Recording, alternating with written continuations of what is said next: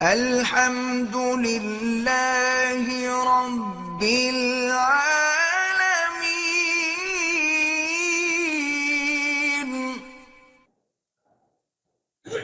میرا نام محمد اسلم ہے، میں کوئٹہ سے ہوں۔ میری اولاد 5-6 دن زندہ رہتی ہے، اس کے لیے دعا یہی ہے: ربنا حب لنا من ازواجنا وذریاتنا قرۃ اعین واجعلنا للمتقین اماما۔ ہر نماز کے بعد یہ دعا کیا کرو۔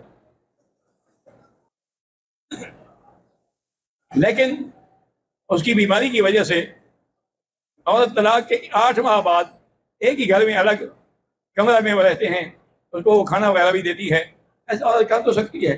لیکن اگر انہوں نے طلاق نہیں دی ہے تو پھر اس کی بیوی ہے، اور طلاق دی ہے تو پھر اس کے گھر بھی رہنا چاہیے۔ اگر ہم طواف کے لیے ہوٹل سے احرام باندھ کے چلے جاتے عمرہ نہیں ہوتا، بہرحال اللہ قبول کرے، لیکن اصولاً تو غلط بات ہے نا، جھوٹ ہے نا۔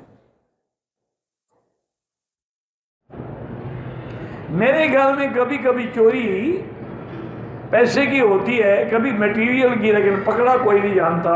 اللہ سے دعا کیا کریں اور سورت آیت الکرسی پڑھ کے اپنے گھر کے، اپنے کاروبار کے، اپنے دکان کے چاروں طرف دم کر دیا کریں،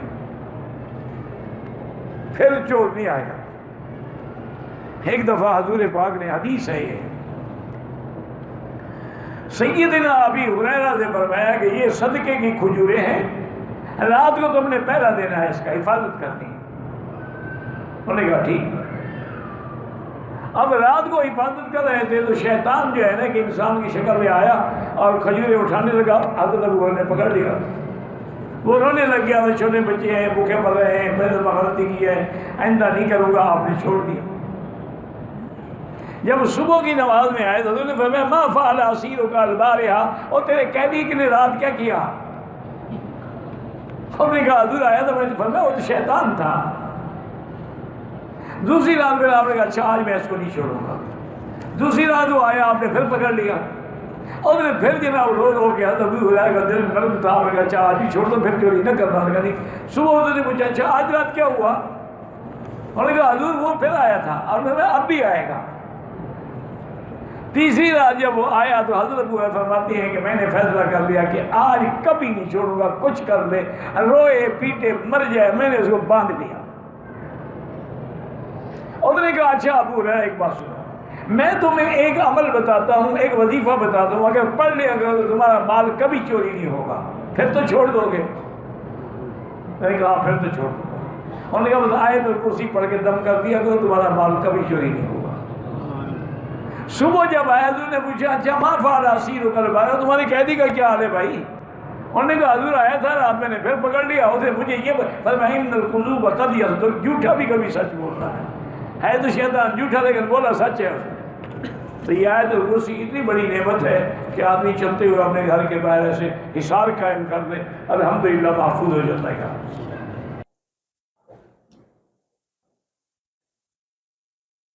میری نانو کی عمر 70 سال کے لگ بھگ ہے، اس کا شوہر فوت ہو گئے۔ اب نانو کتنی مدت عدت لازم؟ آدمی کی شوہر کی وفات پر اللہ نے قرآن پاک میں لکھا ہے کہ وہ الذین یتوفون ازواجہم عدت علیہم 4 اشہر و عشرہ، اس کو 4 مہینے 10 دن گزارنی ہے۔ قرآن مجید کو مسجد کی قالین پر رکھ کر تلاوت کرتے ہیں، ادب کے تو خلاف ہے، اس لیے کہ قرآن ایک عظمت والی کتاب ہے، اس کو جتنا عظمت سے اٹھائیں گے اتنا فائدہ ہوگا۔ صفا کے دوران میں نے صفا سے پھر صفا تک ایک چکر گنتی کر دیا، 14 چکر ہو گئے، بہرحال صفا تو ہو گئی۔